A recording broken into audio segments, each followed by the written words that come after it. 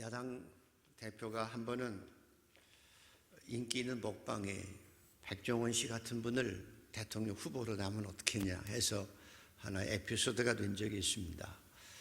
참 대단한 분이시죠.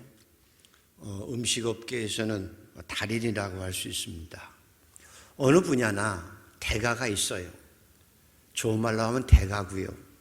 쉽게 말하면 달인들이 있습니다. 달인들. 뭔가 특별한 게 있지요. 달인들이 있습니다. 신앙에도 달인이 있습니다. 신앙에도 달인이 있습니다. 히브리서 11장에는 믿음의 장이라고 하는 것은 믿음의 달인들의 이야기입니다. 아브라함, 모세, 다윗, 믿음의 달인들, 믿음의 대가들의 모습을 쭉 11장에 말씀하고 나서 오늘 12장에는 그 달인들의 모습이, 특별한 모습이 우리가 본받으면 우리도 달인들이 될 수 있고 또 믿음의 대가가 될 수 있는 방법이 무엇인지를 오늘 알려주고 있습니다. 저는 저와 여러분이 하나님 앞에 섰을 때에 믿음의 달인답게 설 수 있는 모습이 되기를 소원합니다. 그저 달인 정도라도 될 수 있는 그런 믿음의 사람이 되기를 소원합니다. 어떻게 저들이 믿음의 달인이 되었을까라고 하는 거지요. 자, 1절이 있습니다. 1절을 먼저 읽어봅니다. 시작. 이러므로 우리에게 구름같이 둘러싼 허다한 증인들이 있으니 모든 무거운 것과 얽매기 쉬운 죄를 벗어버리고 인내로서 우리 앞에 당한 경주를 하며, 다시 한번 읽죠. 시작. 이러므로 우리에게 구름같이 둘러싼 허다한 증인들이 있으니 모든 무거운 것과 얽매기 쉬운 죄를 벗어버리고 인내로서 우리 앞에 당한 경주를 하며. 과천에 경마장에 있는데 혹시 가서 말 타보신 분? 혹시 기수 출신들이 있으신가요? 기수. 우리 교회는 기수는 없지요. 제가 기수가 될 수 있을까요? 없을까요? 제가 연습하면 될 것 같으죠. 근데 권사님, 안 된다고 나오거든요. 그 이유는 키가 한 160 정도밖에 안 돼야 된대요, 남자가.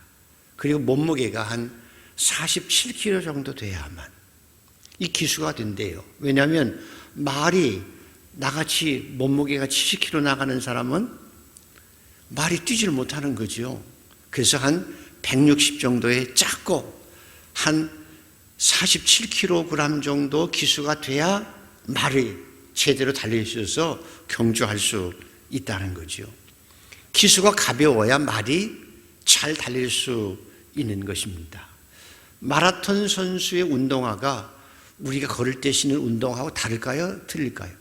달라요. 들어보면 깃털처럼 가볍습니다. 100m 선수들은 말할 것도 없습니다. 내가 100m를 뛴다든지 마라톤을 뛸 때에 아무리 명품이 좋아도 알마니 양복을 입고 뛸 수는 없는 거지요. 그런 것처럼 인생의 승리는, 신앙의 승리의 비결은, 달인이 될 수 있는 비결은 단순화 작업처럼 인생의 무게를 줄이는 데 있습니다. 신앙의 달인이 될 수 있는 비결은 우리 인생의 무게를 좀 줄이는 데 있습니다. 마귀는 항상 우리의 삶 속에서 불필요한 것, 백해 무익한 짐들을 잔뜩 짊어지고 뛰게 합니다. 너무 무거워가지고 잘 걷지도 못할 만큼 무거워서 항상 지쳐서 무거운 짐을 나 홀로 지고 견디다 못해, 필요가 없는 짐을 지고 무거워 쓰러지게 만드는 것이 악한 마귀의 역사입니다. 신앙의 길에는 쓸모없는 것들이 많은데 백해무익 같은 것들을 짊어지고 무거운 짐을 지고 가게 하는 것이 마귀의 유혹입니다. 쓸모없는 것들, 인생에서 버려야 될 것을 지고 가는 것 중에 가장 무거운 것이 여러분에게 뭘까요? 첫째는 욕심입니다. 욕심입니다.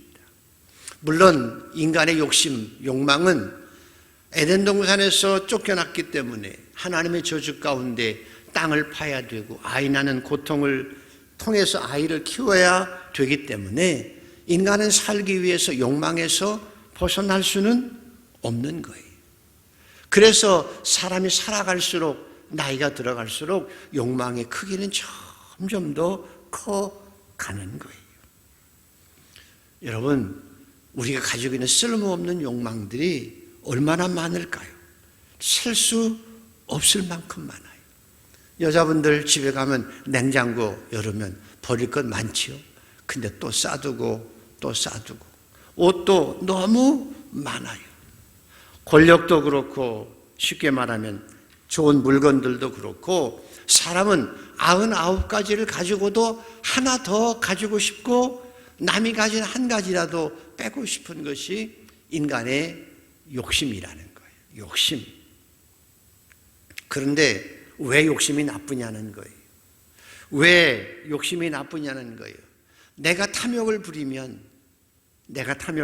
자연적으로 다른 사람이 못 가지게 되고 피해를 입게 되기 때문에, 그래서 내가 욕심을 내면 다른 사람에게 사실은 피해가 주고, 그래서 다른 사람이 못 가지게 되고, 내가 많이 가지면 한 사람은 굶게 되기 때문에 욕심이 죄를 낳고, 죄가 장성한 즉 사망을 낳게 되어집니다.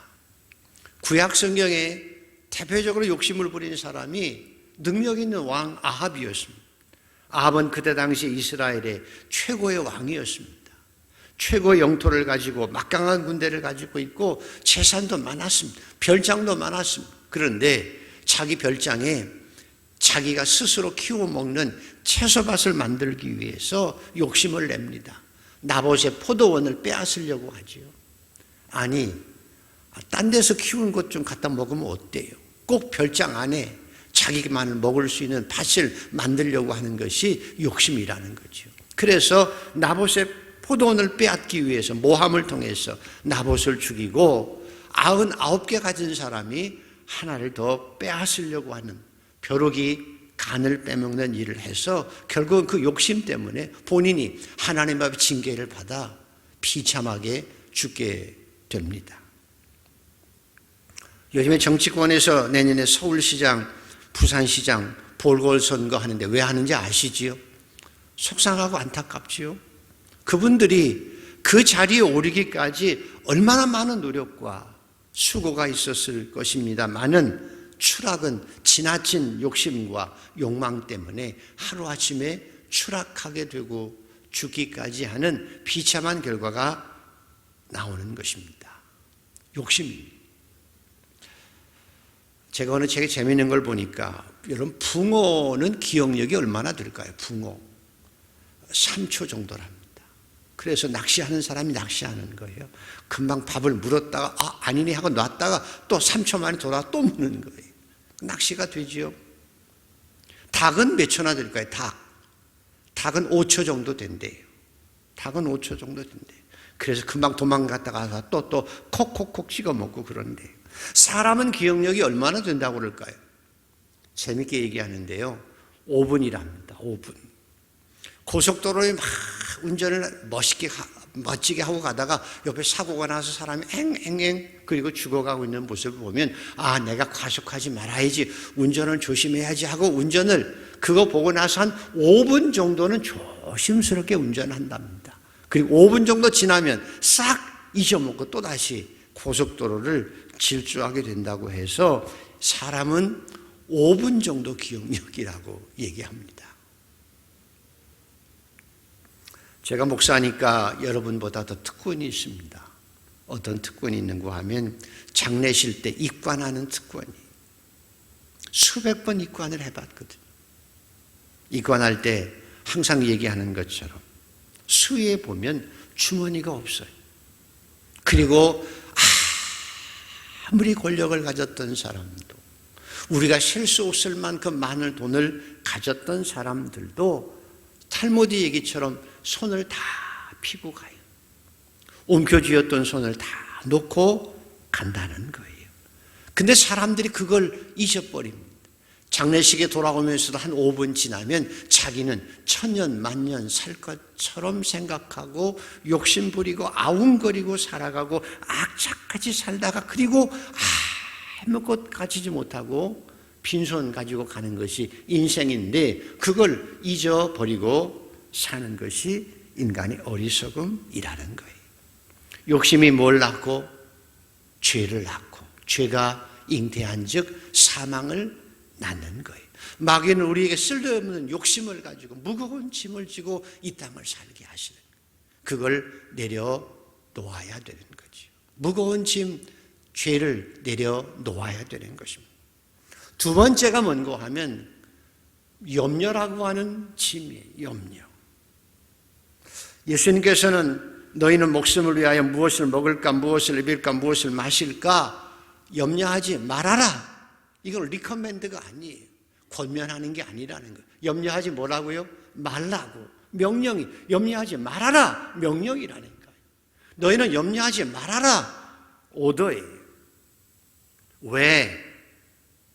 상황이 아무리 어렵더라도 하나님을 믿으면, 전능하신 하나님을 믿고 그 섭리를 믿으면, 합력의 선을 이루신 하나님의 섭리를 믿으면 그 하나님의 사랑, 나를 위해 죽기까지 사랑하시는 그 하나님의 사랑을 믿으면 염려한다고 해서 키가 한자 자라는 것도 아니고 머리가 하나 더 생기는 것도 아닌데 염려하고 살아가는 것이 신앙의 불신앙이고 우리의 인생의 무거운 짐이라는 거예요. 대신 염려하지 말고 염려하지 말아라. 그리고 너희는 대신 염려하지 말고 뭘 하라고요?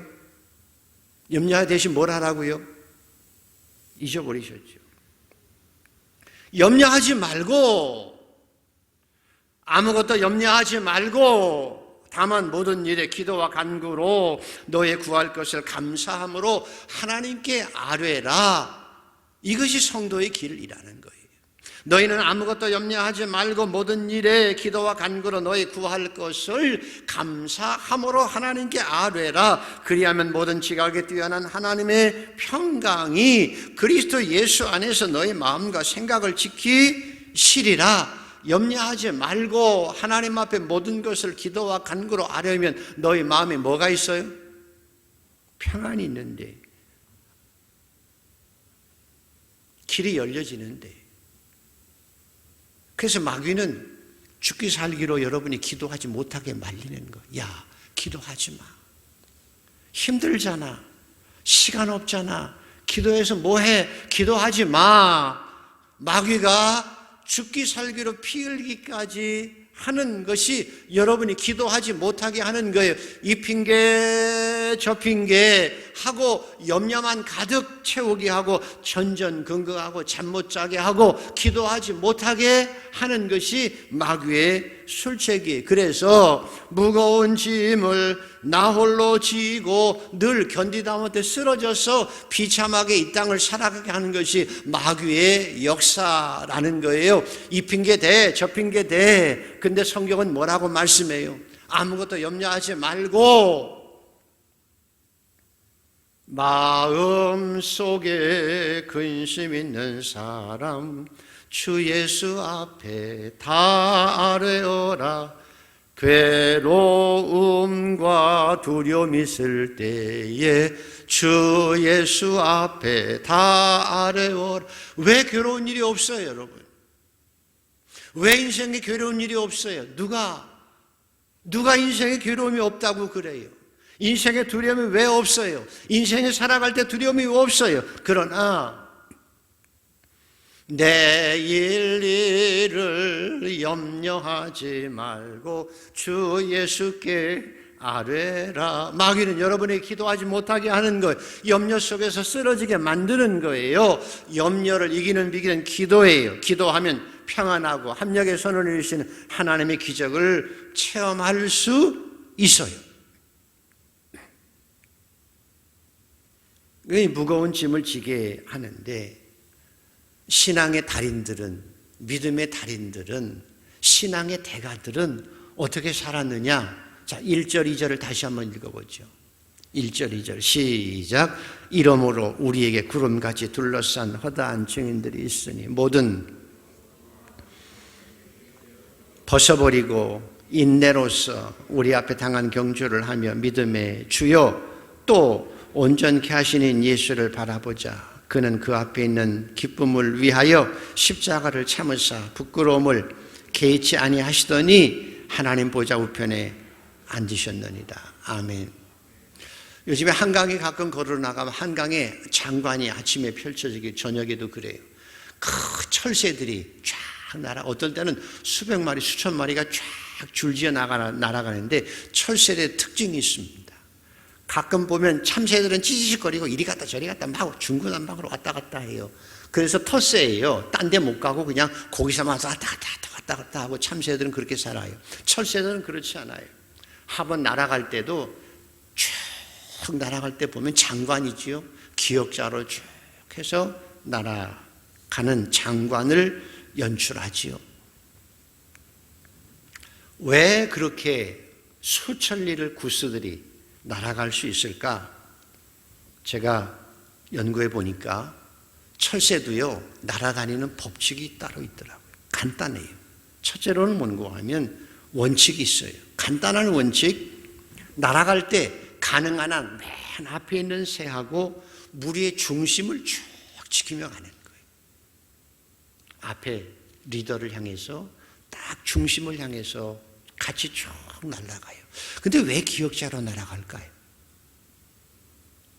무리를 앞에 세우고 뒤에 따라가면 되잖아요. 근데 왜 기역자로 날아갈까요? 그 이유가요, 기역자로 날아가야만 모든 새들이 다 앞을 바라보고 날아갈 수 있어요. 기역자로 날아가는 이유가 그 뒤만 따라가면 앞이 안 보이는데 기역자로 날아가면서 나도 중심을 잇는 리더를 따라가지만 나도 앞을 쫙 바라보면서 모든 새가 다 앞을 바라보면서 걸어가기 때문에 기역자로 날아가는 거예요. 그리고 새들이 항상 원칙은 뭔가 하면 너와 내가 부딪히지 않게 일정한 거리를 두고 날아가는 거예요. 심플하죠? 앞에 있는 리더를 따라서 나도 앞을 바라보고 같이 앞을 바라보고 리더를 중심으로 앞을 바라보고 간격을 유지해서 같이 쭉 날아갈 때 수천리를 날아갈 수 있다고 해요.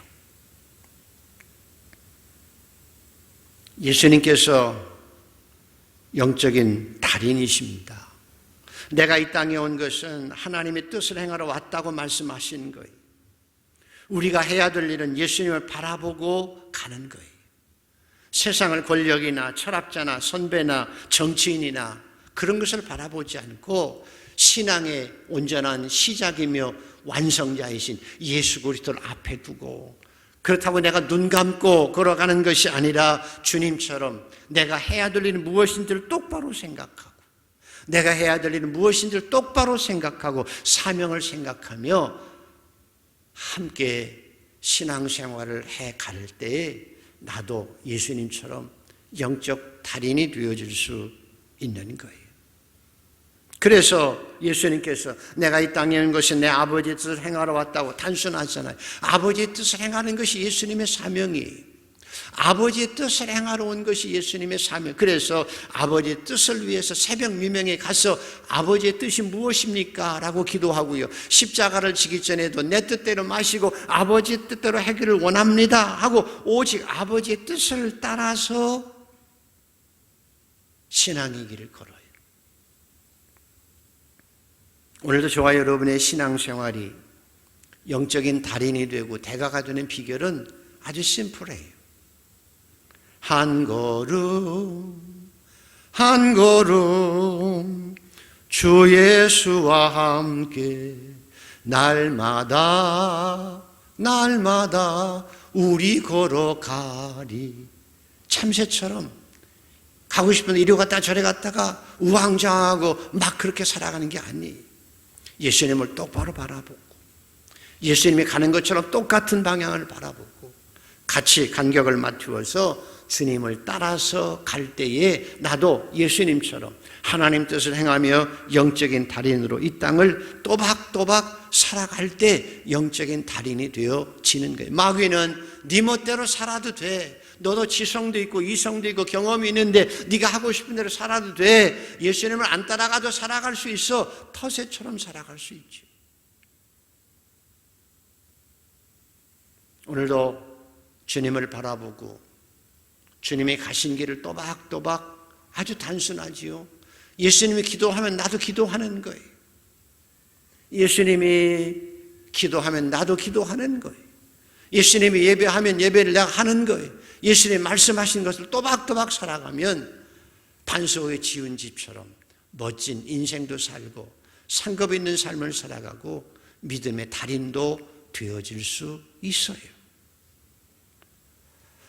아멘이십니까? 영적 달인이 되어야 되는 거예요.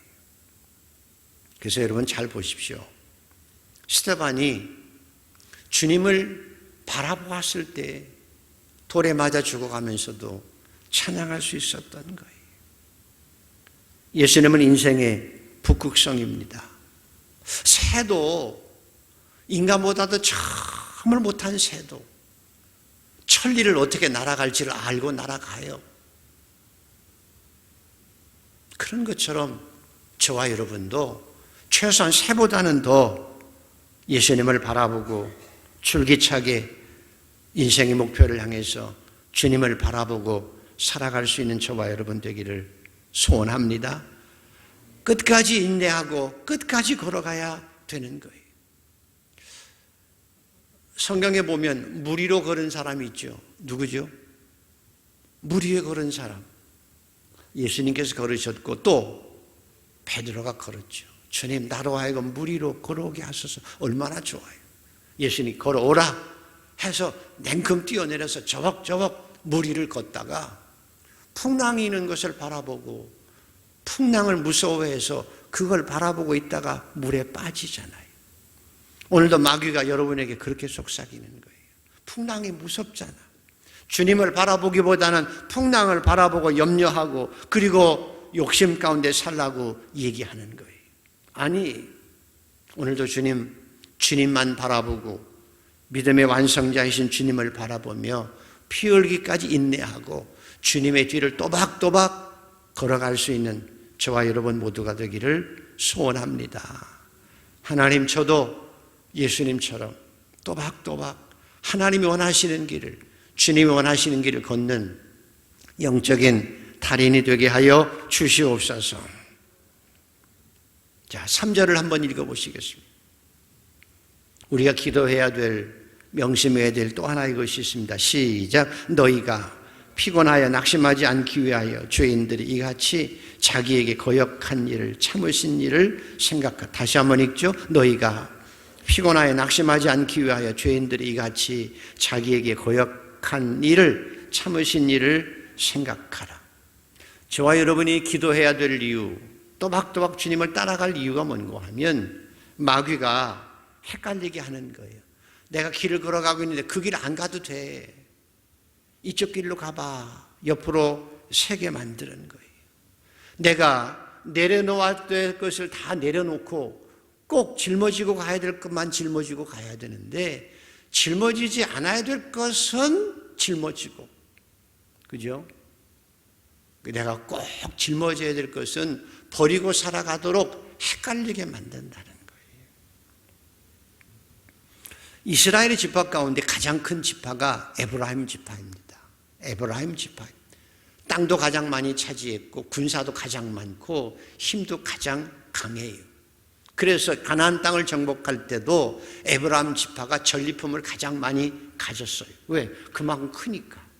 덩치가 크니까 많은 전리품을 받았는데 하나님께서 에브라임 지파를, 그 강력한 지파를 이스라엘의 지파, 중심 지파로 삼지 않고 유다 지파를 중심 지파로 삼으셨습니다. 에브라임 지파를 버리셨습니다. 그 이유는 시편 78편에 이렇게 나옵니다. 에브라임 자손은 무기를 갖추며 활을 가졌으나, 에브라임 지파는 무기도 가지고 활도 가졌으나 전쟁의 날에 물러갔도다. 그 말이, 에브라임 지파는 능력도 있어요, 물질도 있어요, 전투력도 있는데 전리품은 자기 욕심껏 다 채우고 나서 정말 필요할 때, 전쟁이 났을 때는 물러갔도다. 비겁하게 도망갔다는 거예요.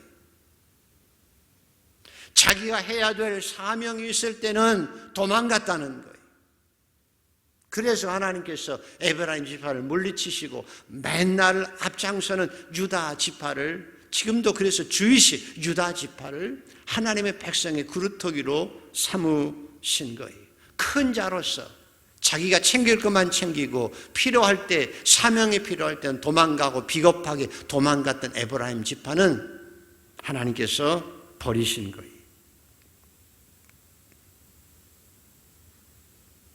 저는 카터 대통령을 참 우리나라 대통령이 아니지만 존경합니다. 신앙인이기 때문에.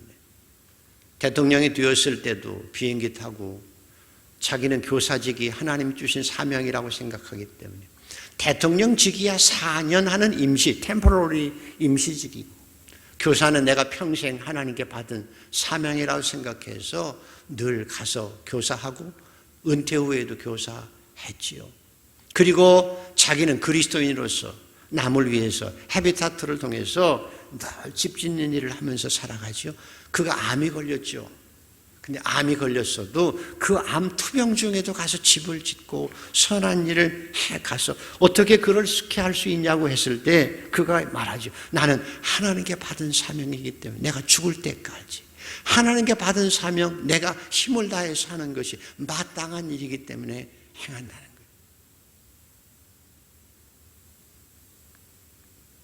저도 목회자지만 때론 목회자 하기 싫을 때 많아요.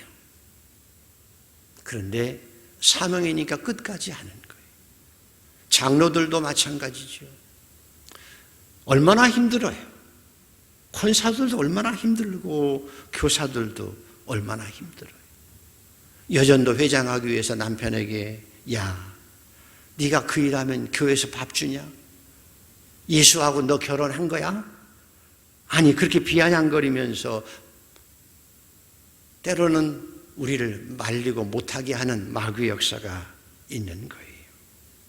그런데 믿음의 길은 피 흘리기까지 낙심하지 않고 너희가 피곤하여 낙심하지 않기 위하여 자기들이 죄인들이 이같이 자기의 거역한 일을 십자가에 못 박은 일을 기억하라. 그래도 주님은 끝까지 십자가를 지고 가셨잖아요. 그 길이 영적 달인이 될 수 있는 길이고 우리의 신앙인의 선배들의 길이었다는 거예요. 여러분의 예배의 사명, 아무리 코로나가 더 센 놈이 와도 그리스도인이 하나님 앞에 구원받은 백성이 예배드리는 예배의 사명은 죽어도 놓칠 수 없는 거예요. 기도의 사명과 봉사의 사명은, 영혼 구원의 사명은 내가 피 흘리기까지 해야 되는 사명인 거예요. 우리 교회 새벽 기도에 나오신 분들이 한 20명 정도 되는데 늘 그분들이 나와서 기도해요. 우리 권사님, 장로님들 참 감사해요. 우리 이은경 권사님은 여기 현대아파트 살 때부터 피아노 새벽 기도 반주했어요. 근데 한 1년 됐나요? 남가자동으로 이사 갔어요. 남가자동에서 아침에 새벽에 버스 타고 여기까지 와요. 새벽에 안 빠져요. 한 번도 빠지지 않았어요. 피 흘리기까지 내 사명은 감당해야 되는 거예요. 이게 신앙인의 길이에요. 내가 가다가 하기 싫으면 쉬고 참새처럼 이리 갔다 저리 갔다 하는 게 아니에요. 하나님의 사명은 내가 피곤해도 코피 터져도 끝까지 행하는 거예요. 너희가 피 흘리기까지 싸우지 아니했다라고 주님이 말씀하시죠. 저와 여러분은 사명을 위해서라면 피 흘리기까지 싸울 수 있는 인내로 이 길을 꾸준히 걸어갈 수 있는 그런 복된 성도가 되어서 믿음의 달인답게 이 땅을 살아가는 복된 신앙인들이 되기를 소원합니다. 그래서 우리가 어렸을 때부터 많이 불렀던 찬송이죠. 태산을 넘어 험곡에 가도 빛 가운데로 걸어가면 주께서 항상 지키시기로 약속한 말씀 변치 않네. 제가 언젠가 고등학교 동창회 갔더니 야, 내가 목사인데 기도할게. 그리고 이제 안 믿는 친구들도 있어요. 소주잔 놓고 하는 친구도 있고. 그래 내가 목사잖아. 기도할게. 기도하자. 기도를 쭉 했어요. 그랬더니 한 놈이 목사. 왜? 찬송도 한 장 불러야 되지 않아? 그래서 그러자. 그 식당에서 무슨 찬송 부를까 했더니 야 우리 날마다 부흥회 때마다 모일 때마다 부르던 찬송 있잖아. 그래 부르자. 시작. 태산을 넘어 험곡에 가도 빛 가운데로 걸어가면 주께서 항상 지키시기로 약속한 말씀 변치 않네. 하늘의 영광 내 마음속에 차고도 넘쳐. 그 찬송은 중고등학교 6년 3년 동안 1년에 몇 번씩 불러서 다 아는 찬송이라 그렇게 불렀어요. 사랑하는 성도 여러분, 신앙의 길 쉽진 않아요. 그러나 사명을 다할 때 빛에 걸어갈 수 있고 수고하고 무거운 짐진 자들 다 내게로 오라. 내게로 너희를 편히 쉬게 하리라. 기도할 때 평안과 승리가 보장되어질 줄 믿습니다. 여러분의 인생의 복을 뭐라고 생각하고 살아가나요? 현실 속에서 인생의 복이 뭐예요? 서울의 똘똘한 아파트 한 채, 자가용, 은퇴 후에 500만 원 정도 수입. 여러분 인생의 가장 큰 복은 하나님께 주신 사명을 피 흘기까지 감당하며 사는 게 인생의 복이에요. 그 증인들이 11장에 얘기하고 있어요. 내가 살아봤거든. 어떻게 인생을 살아야 될 너희 이렇게 살아가야 하는 거예요. 아브라함, 다윗, 수많은 스테반들이 우리에게 증언하고 있는 거예요. 지금도 허다한 선배들이 아브라함이, 다윗, 스테반이 우리를 지켜보고 있어요. 바울이 우리를 지켜보면서 응원하고 있다니까요. 그리고 뭐라고 그래요? 내가 선한 싸움 싸우고 달려갈 길 마치고 믿음 지켰으니. 그거예요. 내가 선한 싸움 싸우고 달려갈 길 마치고 믿음 지켰으니 이제 나에게 의의 멸류관만 남았거든. 그 의로운 재판장이 내게 주셨거든. 너희도 그렇게 될 거야. 우리를 박수치고 있잖아요. 우리들도 그분들의 뒤를 따라가고 그분들처럼 하나님 앞에 이름이 남을 수 있는 영적 달인으로 이 땅을 살아가게 되기를 소원합니다. 아멘. 크게 아멘. 우리도 그런 영적 달인으로 살아가요. 어떻게 살아가야 될까? 1절에서 3절까지. 자, 같이 한번 읽습니다. 시작. 이러므로 우리에게 구름같이 둘러싼 증인들이 있으니 모든 무거운 것과 얽매기 쉬운 죄를 벗어버리고 인내로서 우리 앞에 당한 경주를 경주하며 믿음의 주요 또 온전케 하시는 예수를 바라보자. 그는 그 앞에 있는 기쁨을 위하여 십자가를 참으사 부끄러움을 개의치 아니하시더니 하나님 보좌 우편에 앉으셨느니라. 너희가 피곤하여 낙심하지 않기 위하여 죄인들이 같이 자기에게 거역한 일을 참으신 일을 생각하라. 믿어지시면 아멘.